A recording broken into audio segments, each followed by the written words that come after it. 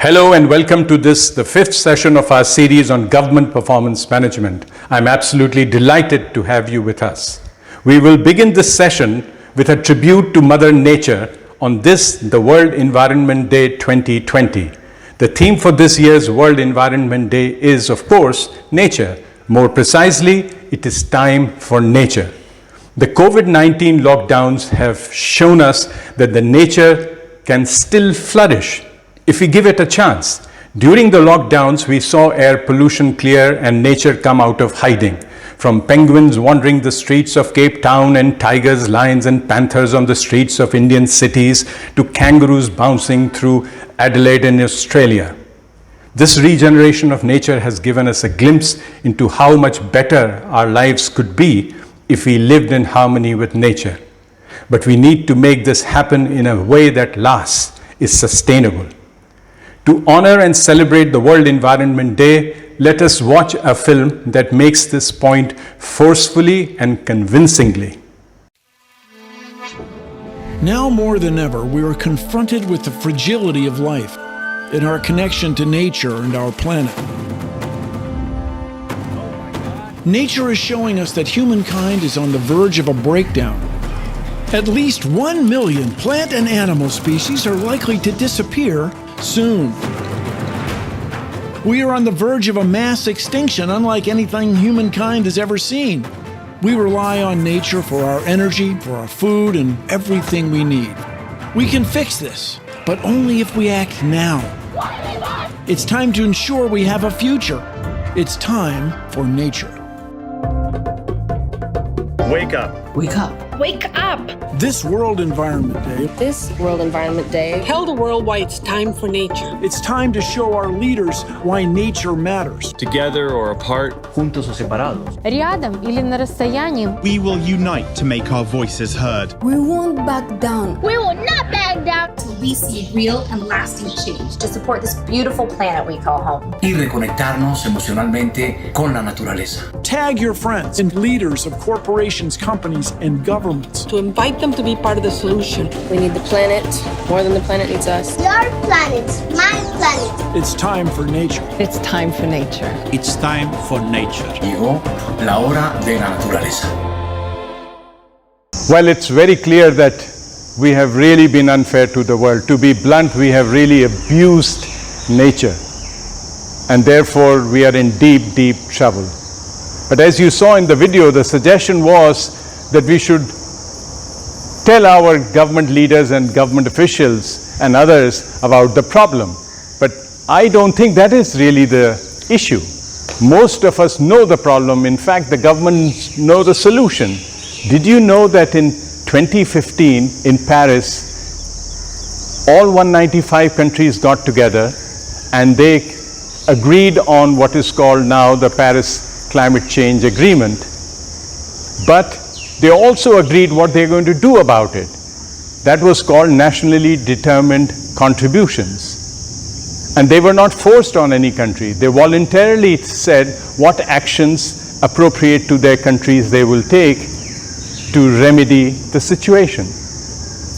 2018, I had the great fortune of attending COP24, Conference of Parties, which is the meeting of all the nations to discuss climate change. This was held in Katowice in Poland, and I was part of the Commonwealth Secretariat delegation. There I realized that countries were still talking about climate change. In fact, they were not even agreeing on the report of the advisors and the scientific people who were saying that the global temperatures were rising and we were not on track to keeping it under 2-degree increase globally compared to the pre-industrial times. So the problem is really not, once again, of ideas. It's not about the talk, it's about implementation and accountability. So let's get started. It's fair to say that in the last 4 videos we have agreed, and I think most people seem to agree, that what gets measured gets done. Indeed, we have looked at many aspects of this thing. We have looked at how to measure, what to measure, but we have not looked at all the aspects of what gets measured gets done. To organize our thoughts, it's good to use a convenient framework which is based on common sense, and it's called the what, how, when, why framework. And it organizes our thoughts in a very systematic fashion. It tells us what are the questions we have answered, which are the questions we need to answer. So let's start with what part of what gets measured gets done. So we are going to look at what. There are many questions related to this. One of that questions has already been answered, and that is when we looked at what sort of approach we need to use for measuring performance of government. And I think we agreed that it should be comprehensive, that all aspects of departmental performance should be measured, and not a partial approach as we tend to do, that we measure some aspect of the government performance. As we said, if you measure only limited aspects of government performance or of a department, then the inefficiency travels to other parts. It's like the waterbed effect, that if you sit on one side, the water travels to the other side. Similarly, if you focus on efficiency in one part of the department, that might become efficient, but the rest of the inefficiency travels to the other part which is not being looked at. So therefore, it is important to look at all aspects of government performance. Now, when it comes to how to measure performance, we have again looked at the 4-step process, 3 of them to be taken at the beginning of the year, where you decide what are you going to measure, what will be your priorities, and what will be your targets or criteria value. And then at the end of the year, you calculate the achievement, the raw scores, the weighted raw scores, and you come to a composite index, which we call the bottom line of the government, the missing bottom line. And if we have to judge whether this system is good or bad, this is the criteria for judging whether we are measuring it properly. So this is part of the answer of how to measure. We'll look at some other aspects in a moment. The third aspect is when to measure. This question has 3 sub-questions built into it. One is when to start the measurement, then when to end the measurement, and what to do in between. Well, when to start the measurement? Clearly, the right time is ex ante. We also, when we looked at this matrix, we said we should have not only comprehensive performance, but we must do it ex ante. That is, before the beginning of the year. The managers and the government officials must know exactly what is expected from them, and this thing cannot change during the year. So the right time to start is at the beginning of the year. You must give clear indications of what race needs to be run at the beginning of the year. And then when to end the measurement, clearly at the end of the year. And that's really the time that you should do a full evaluation. Let the managers have the autonomy and the freedom to execute. And especially senior managers, you should not be micromanaging. So the answer to what you should do in between is very little. Really, you should be just monitoring and not be evaluating, not coming to judgment and trying to interfere with the working of the department. Often what governments do is they have such a arduous system of monitoring that the poor managers, instead of doing the things that are desirable for the country and for the department, are most of the time filling papers and reporting back to the higher ups. So that is almost counterproductive, and therefore one should be very, very careful. You can do monitoring without interfering, and you should have automated systems where you can do that. And only if you find that the performance is really beyond the band, if it is too low or too high for that period, then you should perhaps interfere and make sure that you can do everything to make the managers succeed. That's the purpose of monitoring, not to create stress for them. The next question is where to measure. I think the best way to put it is where should we start? And the answer is quite clear. We have discussed this. We must start at the top because accountability trickles down. It never trickles up. So if you start at the top, you can be sure that the entire chain of command will be accountable. And therefore, that is the right place to start. When it comes to who should measure the performance, it is clear that the performance should be measured by the person who is higher up in the hierarchy. At the top of the government, it is the Prime Minister. It is Prime Minister who should measure the performance of the ministers, and the minister should measure the performance of their secretaries, and then secretaries will do so for the joint secretaries and down the line. This is an ideal system where accountability trickles down and the government is on the same page, everyone trying to row the boat in the same direction. But then how do you ensure that the principal and the agent, that the senior and the junior people in the hierarchy do not collude? There are several ways to prevent that from happening. And one can look at those various methodologies.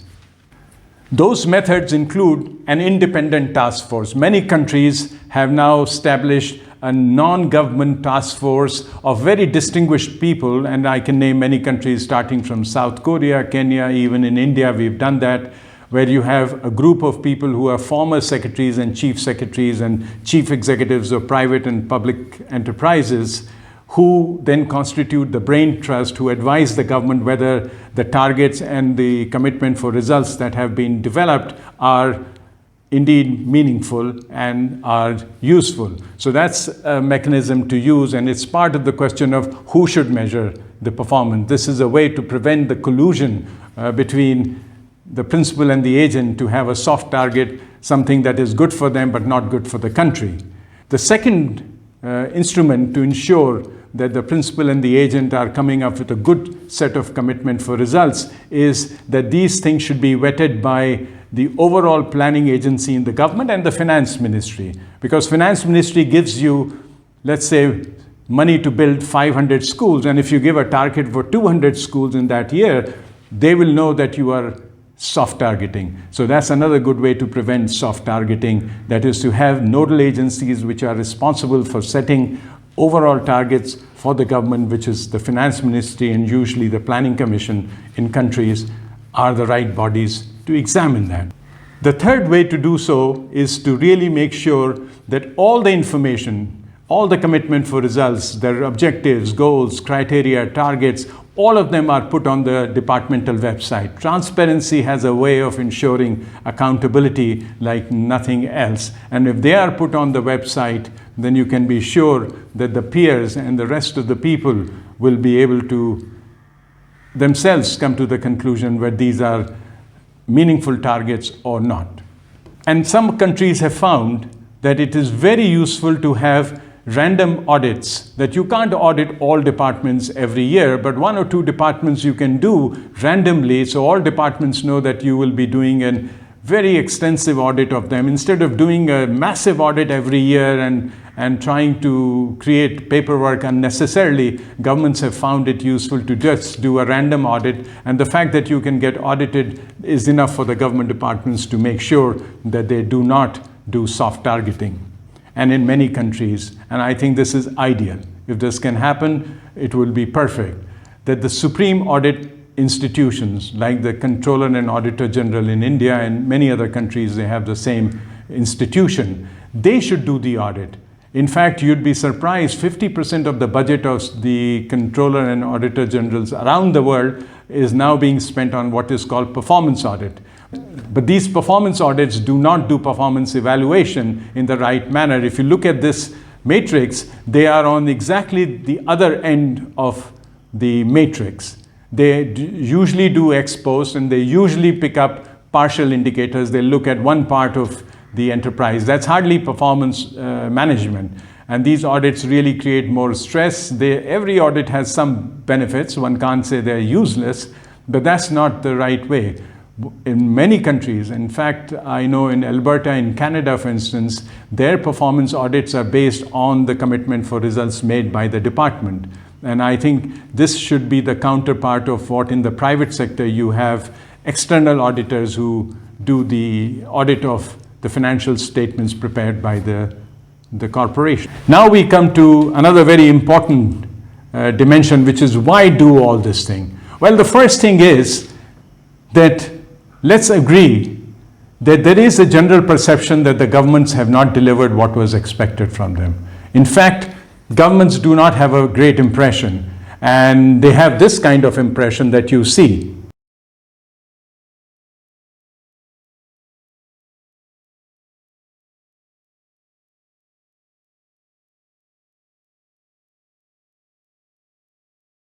or even when they do performance management, they have this kind of impression.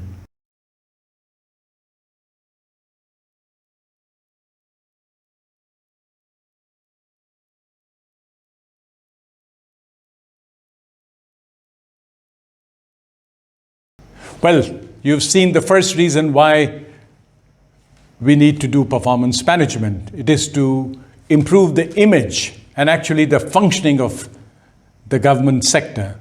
But the second reason is those of us who have been working in this field have seen enormously positive results from proper application of performance management in government and in public sector in general. I could quote many examples, just to take three from South Korea, Kenya, and perhaps from India. In South Korea in the early 80s, I worked in their reform of their public enterprises.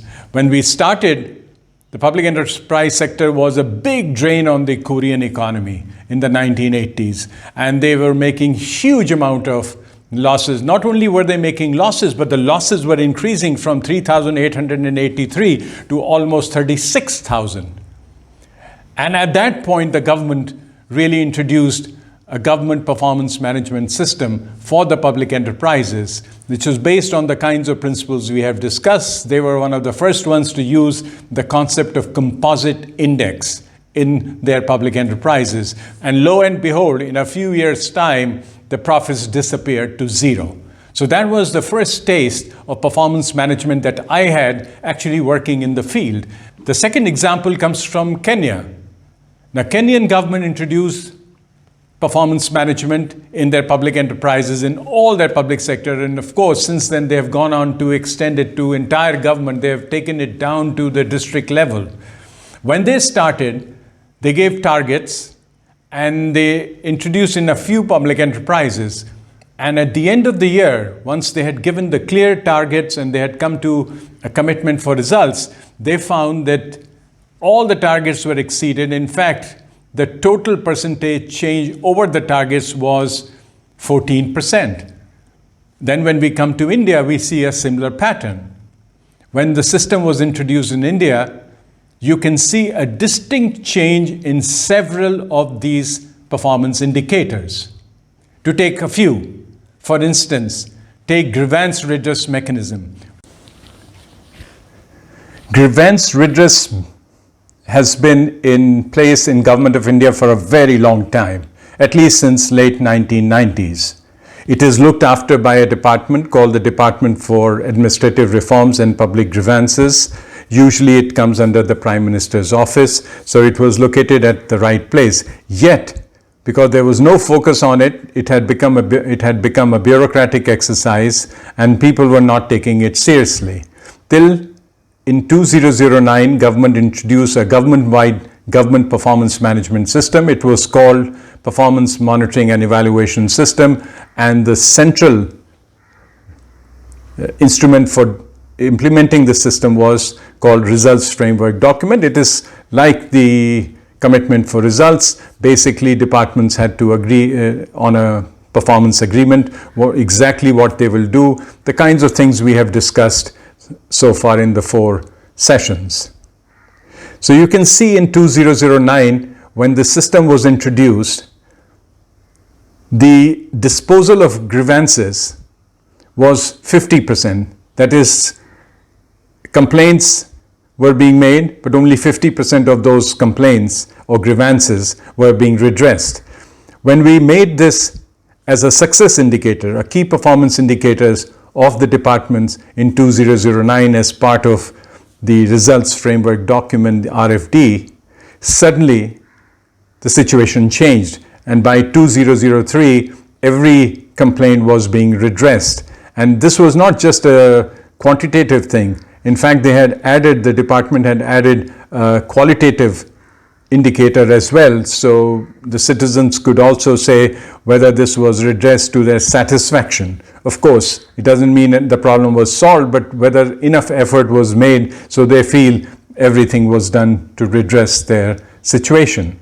So this is really a dramatic case for what gets measured gets done. This data was not collected by the same agency. There was a third-party data. So this is as solid a proof and evidence that you can have of the impact of performance management. The same story is repeated in many fields. I'll just take one more field, which is the impact of performance management on what is called CAG paras. CAG stands for Comptroller and Auditor General of India, Supreme Audit Institution. Every country has, every Westminster form of democracy has this, and others have a different name for it. Now, when the Comptroller and Auditor General looks at the annual reports of the departments and makes an observation and says this does not make sense or this seems to be wrong and raises an objection, that is called a para. So these are basically objections of the Comptroller and Auditor General, and therefore they need to be addressed. Comptroller and Auditor General is a constitutional authority at par with Parliament and the executive, and therefore this is taken seriously. Yet each year the paras were increasing. Till 2010 they had reached 4,216, and the Secretary of Finance came to the Cabinet Secretary and said, sir, we need to do something, because he had just got a dressing down from the Parliament about this thing, and said that it seems that the executive is not taking the observations of CAG seriously. What is going on? Do you have a system? So they included reduction of paras as a key performance indicator in all the departmental results framework documents.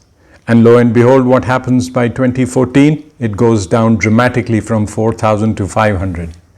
The same story is repeated more or less in almost every sector. Whether it's solar power, suddenly the trend changes when you start measuring it. Or it is the coverage of scheduled caste students for post-matric scholarship. There now, mind you, there is no change in policy or more money is given, yet you can see the difference. So again, what gets measured gets done. One can go on. I will not belabor the point, leave this for you to look, but you can see it is not a one-off thing in a particular sector, whether it is power, whether it's social sector. The same story seems to be repeated over and over again. Even infant mortality began to decrease in 4 or 5 years. Well, this I find another very strong evidence. Before Government of India introduced performance management in the government departments, it had introduced it in all its state-owned enterprises, public enterprises, and it was called Memorandum of Understanding. That was the counterpart of results framework document, and basically similar format. It had a composite score, a composite index, and you could compare and contrast and have benchmark competition among various public enterprises. In 1990s, when this was introduced, India was almost bankrupt. I'm not saying that. IMF said that. They took the gold from India, and they said you have to liquidate all your public enterprises. They are a big burden on the economy. But if you don't eliminate, you have to put them on a strict accountability mechanism, which was MOU. And so they were introduced, and you can see today most public enterprises, the sector as a whole, is flush with funds. So much so that the government goes begging to them to park their funds for some infrastructure projects. So this is the power of what gets measured gets done. So once you have looked at results of this kind, such positive impact of government performance management, you can't but be enthusiastic and be convinced that it can be done. It can be done in all sorts of countries, and it has been done in all sorts of countries. Well, this reminds me of the famous speech by Martin Luther King. This is, of course, nowhere close to the cause that Martin Luther King had, but the feeling is similar. This is his famous speech about having seen the promised land, and then he says he is convinced that this can be done. We have the same feeling. Just watch this film.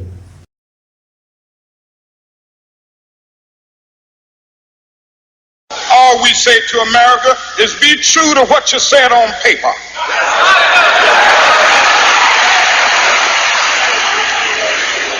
If I lived in China or even Russia or any totalitarian country. Maybe I could understand some of these illegal injunctions. Maybe I could understand the denial of certain basic First Amendment privileges because they haven't committed themselves to that over there. But somewhere I read of the freedom of assembly. Somewhere I read of the freedom of speech. Somewhere I read of the freedom of press. Somewhere I read that the greatness of America is the right to protest far right.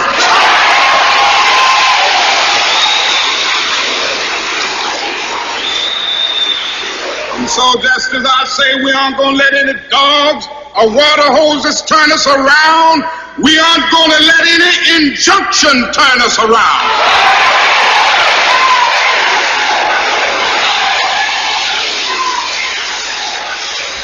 Well, I don't know what will happen now.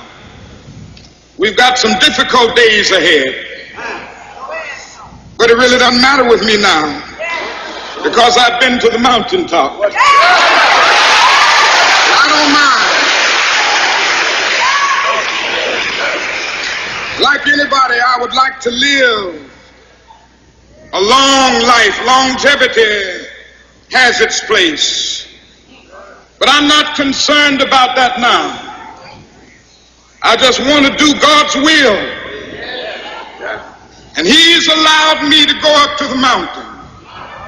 And I've looked over and I've seen the promised land. I may not get there with you, but I want you to know tonight that we as a people will get to the promised land.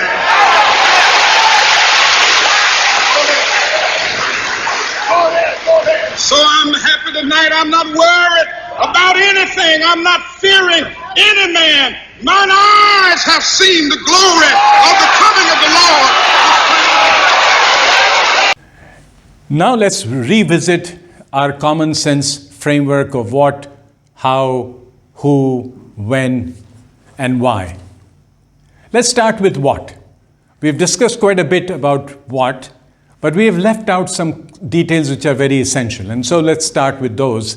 For instance, what is it that we are going to measure? There are so many things you can measure in any given situation. You could be measuring the input we give to the government, that is how much it's spent. We could be measuring activities like organizing workshops, running around doing things that could be measured. You could measure outputs, things that are produced, concrete things which you can hold. That could be measured. You could measure outcomes. What does it do? And then you could measure impact. Let's take an example to illustrate these concepts and decide how and what we should be measuring. Let's take an example of child mortality. Now let's say in some part of the country, children are dying. And you are, as a public policy maker, concerned why children are dying and why is the child mortality so high. You call the experts and you talk to them and ask them, what is the reason? Well, they say, sir, there are many reasons. And they give you a list. But the most important reason they tell you is children are dying from infection, stomach infection leading to diarrhea and therefore dehydration, and they die. Well, you say, then let's start, given our limited resources, let's start with this, the leading cause of the death of children, so we can improve child mortality. So then you ask, what is the solution? They give you many options. But then you find the best option is that if there was oral rehydration therapy, which is just giving some salts to them and minerals mixed in the water, and this is the easiest and it prevents dehydration and can save lots of lives of children.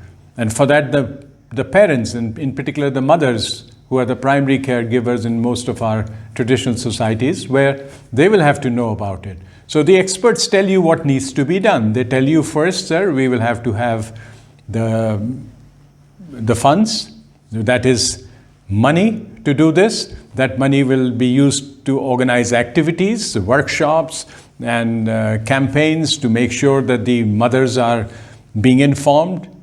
And then we will have an output, which is the increased knowledge of the mothers about oral rehydration therapy. And once they have that, you will have outcome, which is an improved use of the oral rehydration therapy in management of childhood diarrhea.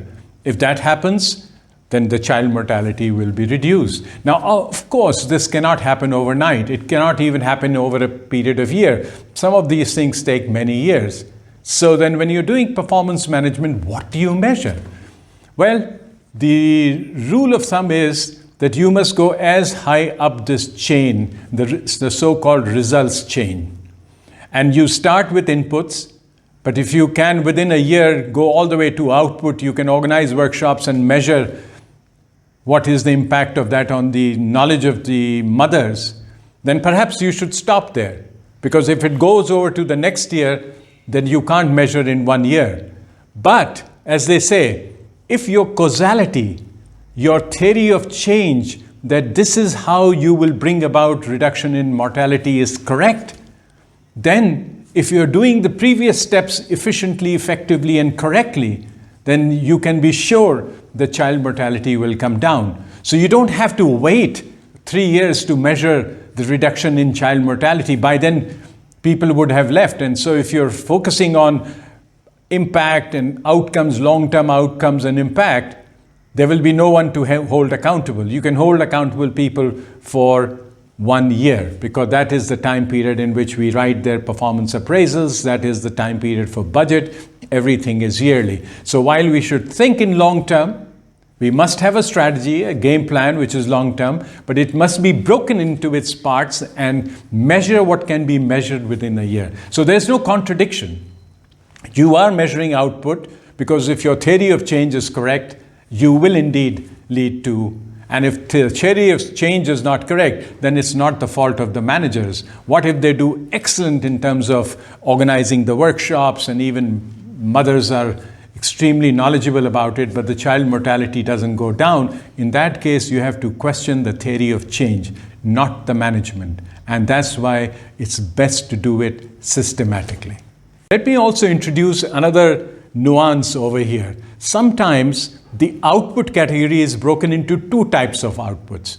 One, which is called the internal output, the other, the external output. The difference is that internal output is everything that you control. Therefore, inputs, activities, and internal output are considered part of administration. An example would be that you create a brochure for, let's say, tobacco addiction. Now, you can create a brochure against tobacco use or cigarette use. That is up to the department. What kind of brochure you create. You can give some money, you can get it printed. So that's all within your control. That is not performance management. That's a lower level of performance, that you created a brochure, because everything is under your control. But whether that brochure has an impact on the targeted audience is the key to performance. If you create a good brochure, it will then have an impact on the target audience, and that is called the external output, because that is something concrete and beyond your administrative control. And then the outcomes and, of course, goals. So we tend to make a difference between things you control, we call it administration. Things which are slightly outside the boundary of your complete control, they are really the part of management. That is what management is all about. All management, whether in private or public sector, is about influencing things over which you do not have direct control. If you had direct control, it'll be simple administration, that you give the orders, things get done. Even the salesperson selling the Rolls-Royce cannot order the clients that you buy Rolls-Royce. They have to influence. They are out of control. The clients are rich and very smart. And so if you have to sell them even a car like Rolls-Royce, you have to work very hard. And that's management. That is what really management is about, is dealing with things beyond your direct control. Of course, in the very long run, you deal with program evaluation. And that is the kind of thing for which we have program. It's a completely different field than performance management. That is ex post. You try to figure out whether the program was successful or not. That's post-mortem. It's very important.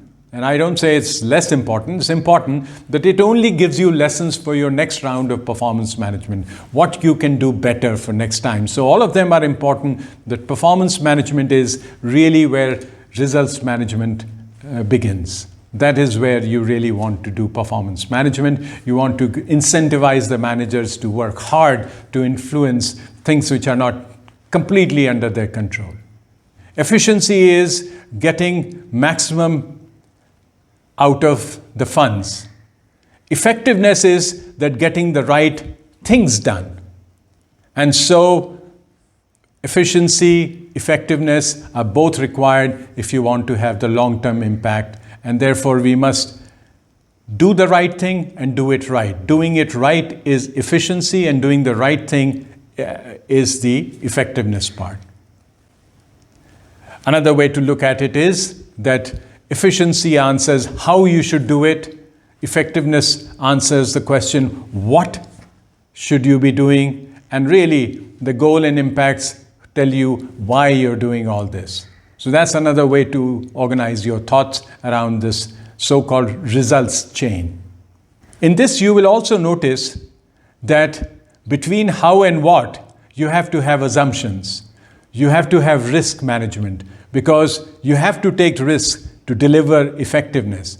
Nothing is certain. There is an uncertain world out there. You decide this is the approach you will take. For instance, we decided to reduce child mortality. We will go with oral rehydration therapy.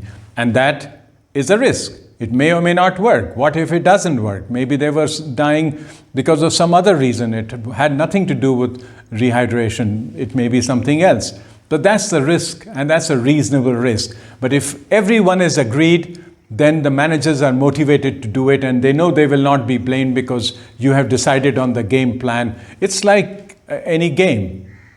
Once you have the game plan, then it's the team responsibility, not individual, if they deliver their part.